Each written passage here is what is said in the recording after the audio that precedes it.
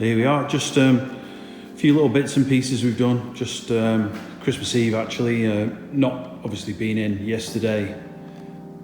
Today's Boxing Day, but just thought I'd pop down in between things to measure a couple of bits and pieces. But got a fire extinguisher up, an eye wash station up, little jobs there. The water, as I said, is now in the building through there, and we just temporarily rigged up a little stop top there, and that's knocked off at the moment.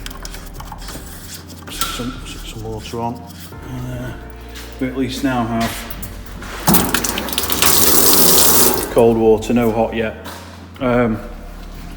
I've basically just a load of John Guest fittings, so we've got, we put a T in there for the cold tap.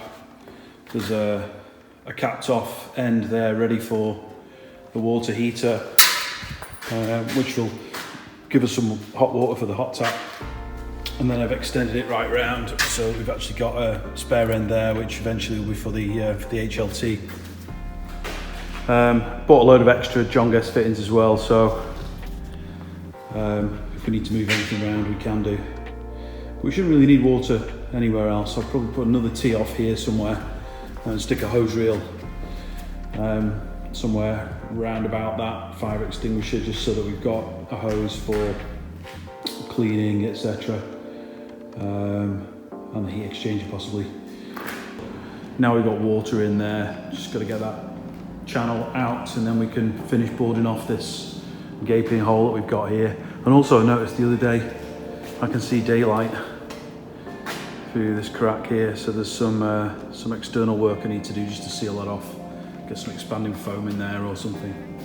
Trench is now cleared out. Safety cones that all falls in it. So that now we've cleared out the bottom as well. We've got more than enough depth there. Obviously I run a temporary waste out there, just so that we could use the sink for washing hands and whatnot. Just goes into that grid outside. Got the V21 running the other day. Seems to be getting nice and cold. Filled up the header tank just to make sure there's no leaks in that, and then accidentally switched it on and had a lovely shower out of the heat dump pipes up the wall. Seems to have dried okay now. There's a leak in the bottom as well. The bottom pipe on the heat exchanger was dripping quite a lot, so that just needed shoving in, I think, but I might re-terminate that pipe, cut it and straighten it and get it back in again at some point. Needs a good clean inside, but all the fans seem to spin. The agitator pump on the top seems to work okay. Found a spare cooling coil for, it's on top there. I found a spare cooling coil for it as well, which gives us one extra. Plenty of coils in there for our use. This one over here. Again, a few capped off, not used. That should be okay. Loads of hose. Found some other stuff I'd forgotten we had as well, actually. Got I saw a cask filling head somewhere. Where is it? Down there, I think, possibly. So yeah, lots of bits and pieces. Job for this week is taking 4 of these and getting them into some sort of shape for the cask washer. Got a little hobby welder, which might do just to build a frame. They're not going to be too heavy, so we'll get that welded together next week, get those assembled and decide where we're going to put it. I'm thinking 3, but maybe 4. I think Harry said he wished he'd put 4 on, having 2 wash stations on it, so you can wash caustic, wash acid in one go. I'm not sure it matters so much for us, but just to reuse the wash twice. If we're not using the casks immediately, then you'd give them a rinse anyway. But yeah, I think they're pretty much the right size. I do need a 9-gallon cask from somewhere. I'll have to try and steal one from somewhere to just get the dimensions, because they're the 10-gallon casks. They're a little bit big. The cooling for the fermenters As you can see, it's got the John Guest fittings on. I'm pretty sure this one's okay. The one that we're taking off Sean Ailing from Tom's Tap, almost identical to that, but he says it's only flowing one way.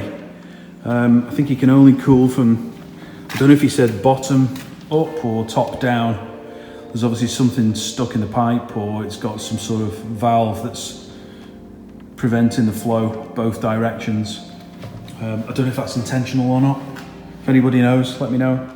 But we might well have to whip the wood off and see if we can work out if there's any dings or bends in it that might be acting like a little valve. Pretty sure this is brass. I'm wondering if I can get a 2-inch tri-clamp adapter into there just to allow easier extraction of the heating elements. I can get 5.5 kilowatt elements, tri-clamp elements, for not a huge amount of money. I've been using these Dernord ones at home and they're pretty decent. I mean, these will do for now, but I think they're pretty corroded. I can't, again, not sure if there's a great deal of light in here. I've got a torch somewhere. No, can't find my torch. But they're pretty corroded, I think. If I can get some stainless ones with the stainless boss, then it solves a lot of problems. I have to work out what we're doing with that thing at the bottom as well. I don't even know what that is. Okay.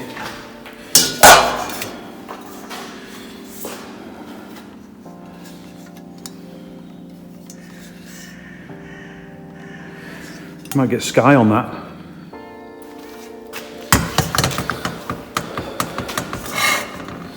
So the previous owners had this in the bottom as a strainer, inverted like that. It's an old colander or something. But I don't know what that is. It's very dry, brittle rubber, I think. That's not the sort of thing. It's a bit of hose, I think. There's metal inside it. It's not the sort of thing I want in the bottom of the copper, really. So we'll come up with another solution for that. So I tidied up these cables that were trailing on the floor, if you remember. I'll try and put a clip of how it looked before on there. But basically, we had cables coming down from the cable tray at the top, and then there was obviously some sort of machine here at one point. And these cables were just loose, so there was two gang sockets and this 32 amp isolator just loose on the floor. So again, kind of temporarily, but it might end up being permanent. I've just stuck them up there out of the way. At least we've got sockets there for the new brewing up station, and this 32 amp isolator I could possibly use for the cold rooms or something else. So where we need the power down there for the copper and the HLT, currently the copper's got 12 kilowatts power requirement, and the HLT, which will be where the mash tun is there, we haven't got yet. We're likely to need at least 6 kilowatts. Morning guys, it's the 27th of December, Merry Christmas. Quite a few people have contacted me over the last few days since the last video about the brew kit that I brew on at home here, and asking me if it's a Clawhammer Supply product and where did I get it from, because they've been struggling to buy over here in the UK. It's not a Clawhammer product, it's a homemade project. It is based on the Clawhammer product, which I'd love to have bought, but unfortunately it had the same problems that I guess some of you guys are having with availability. So you know, it's relatively easily put together from products that are available from homebrew shops and online in the UK. So I'll go through some of the parts that I bought, how it goes together, and if it's a project that you want to have a go at, then you know, I'm happy to help if you've got any questions or need confirmation of where some of the bits come from. So definitely not a Clawhammer, more of a Poorhammer. The pot itself is a 56 litre reinforced heavy duty stock pot. I got it from the homebrewshop.co.uk. That's the -home-brew-shop. it's solid. This thing is solid, which I realised when I started to drill it. Unfortunately, it was it was a couple of days to get the holes in it. So if you can buy these with the holes already cut or punched, then just do that. It's really not worth the hassle. I burnt through quite a few bits and ended up having to go and buy some carbide bits to get through it. I used Q-Max cutters for the holes for the ball valve and for the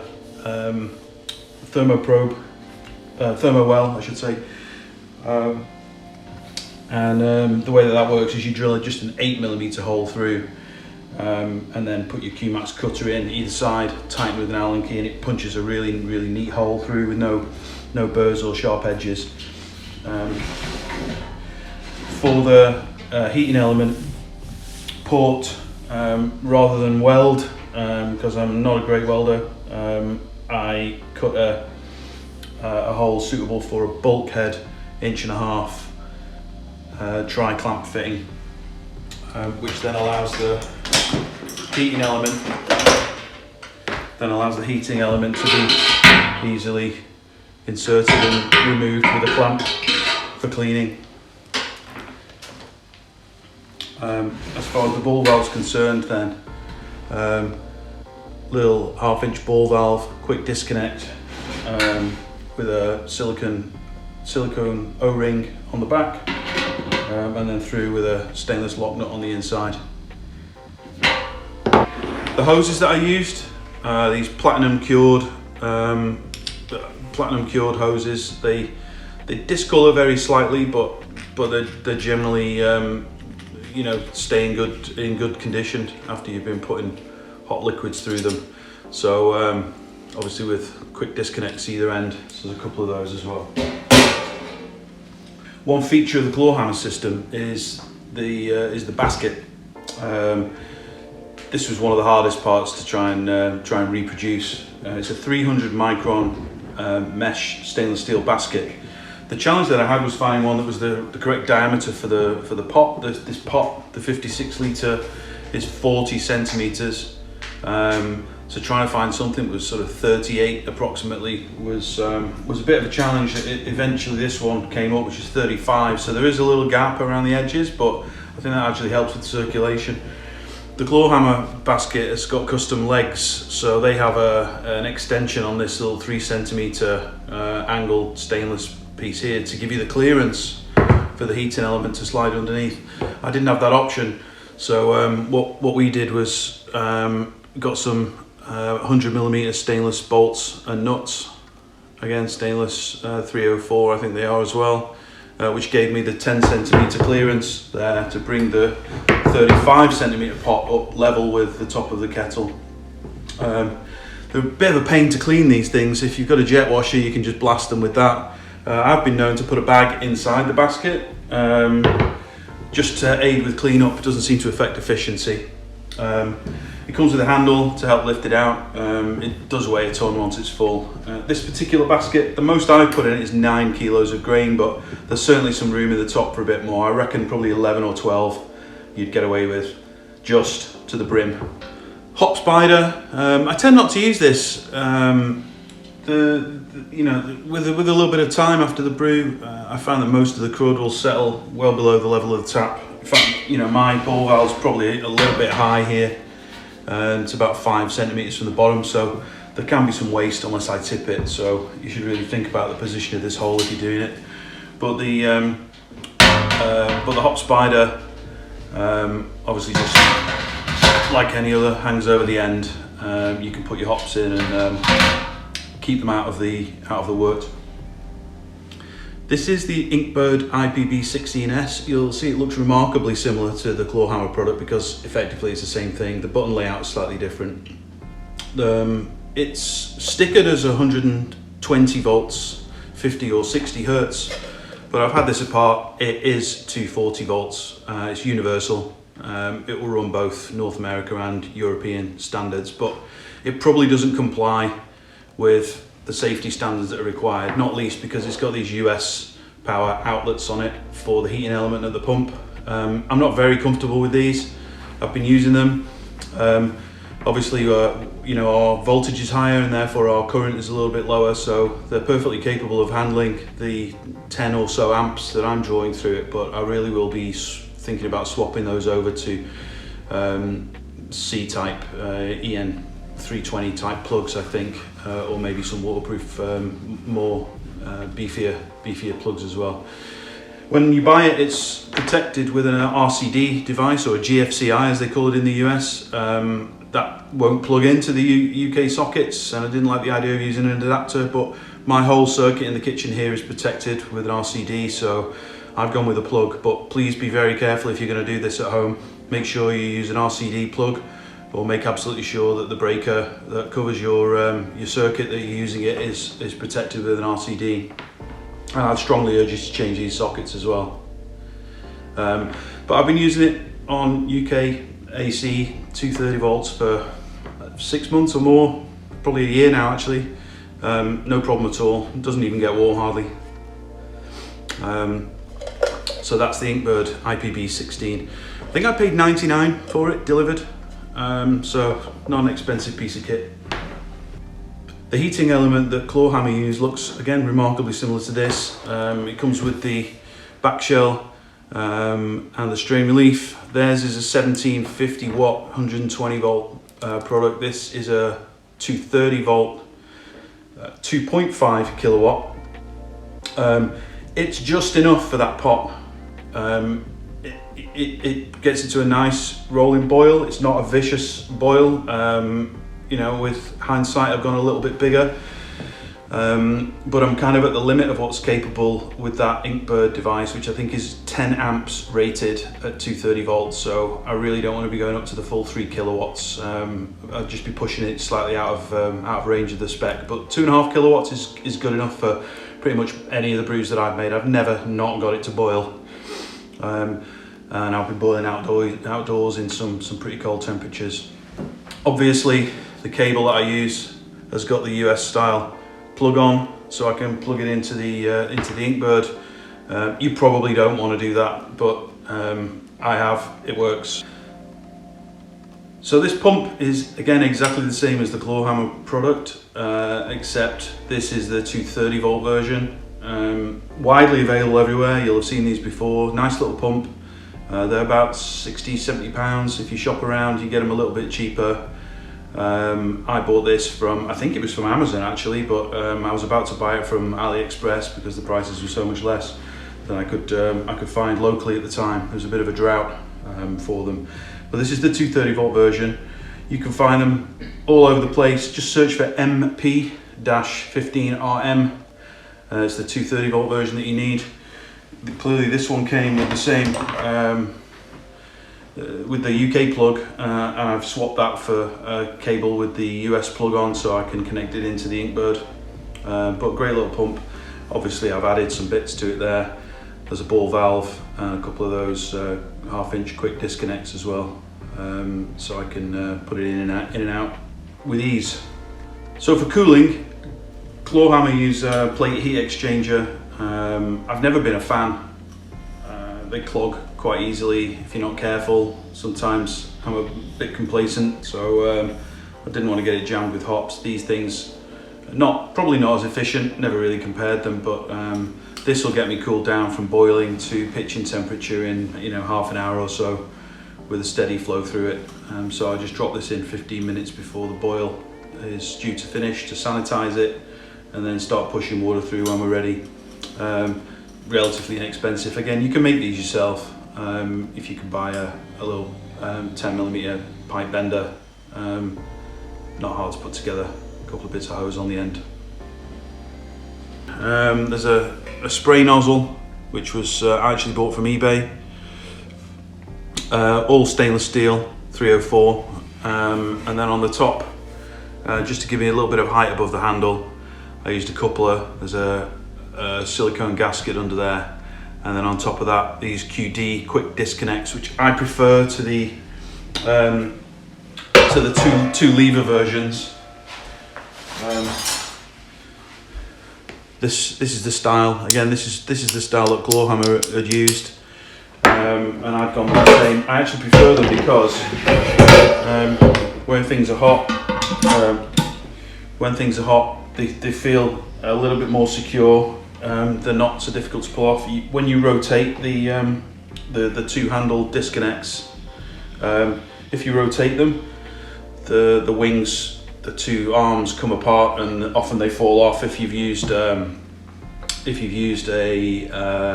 Brew Devil type kit before now, you may have had that experience with the connection to the recirculation arm. So with this, it's easy to disconnect with one hand. You just pull the collar back and disconnect, reconnect. And into the Thermowell. This comes with the Inkbird. There's a bit of heat conductive paste on there at the moment, but that basically will just slot in to the end of the Thermowell and tightens up. There's a strain relief on there as well, and then obviously this end goes into the Inkbird. Can then detect the temperature at the bottom of the kettle. So this is what it's like assembled. Controller and the pump.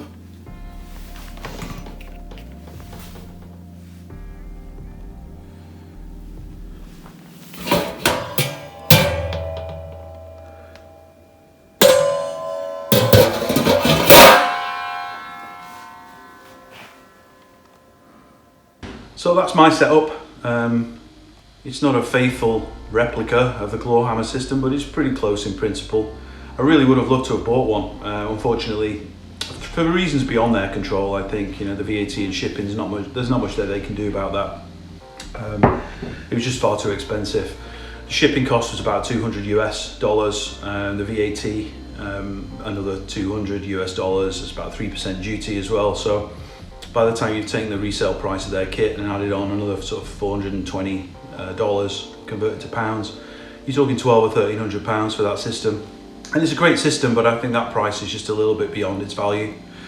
If they had a European distributor or partner over here, then I would certainly be looking at buying it rather than making it. There's a few compromises with the sockets that we're using here that I'm not comfortable with, but it serves its purpose. So I've made some excellent beer on it. I recommend it if you can't buy one, or if you feel like just a little project, then certainly quite satisfying putting that together and drinking the beer resulting from it. And we love the Clawhammer guys. I think their videos are certainly I think I must have watched every video that they've made, and they're a good bunch of guys, making some exceptional content, entertaining and educational. So it's worth some payback. I think if you can buy one from them, then I would recommend that.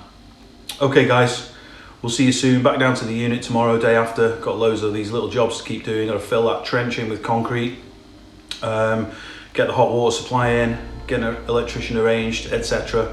The boring list that we mentioned a while ago, it's pretty much complete. All the applications are in. I'm starting to get some responses and feedback now from HMRC and AWRS and the local council. Things are making good progress there. It's really the practical stuff that we need to do now over the next probably 6 weeks, by the time we reach the deadline for some of the statutory notifications that we've put through. So that's it for now. See you soon. Thanks.